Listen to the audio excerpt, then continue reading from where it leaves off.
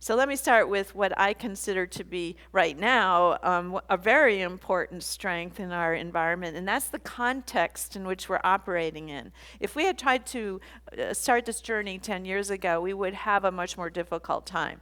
But our context now is really characterized by very strong, creative, powerful, interested, smart patient organizations and patients who have access to information, social connectivity, resources, and confidence that they haven't had in the past. So we have here the activated patient community, which is really expecting, needing, and demanding that we respond to their requirements and needs.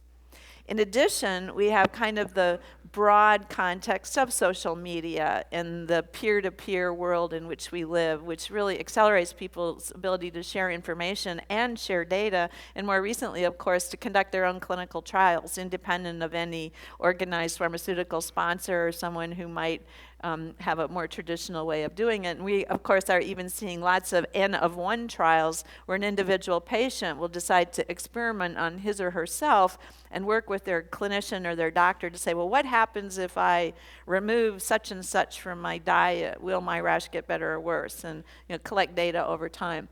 So we're working in a social digital environment that also makes this much more credible and facilitates our ability to be successful.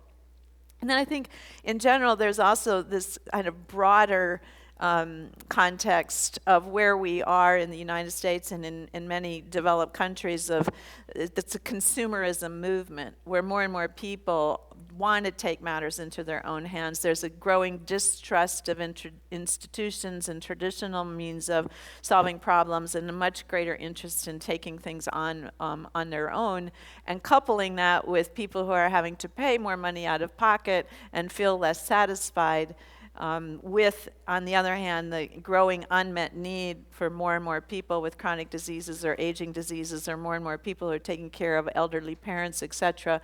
We just have a kind of a perfect storm where this is the time for something like this to really be evolved to help solve some very critical social problems and health problems that people are facing.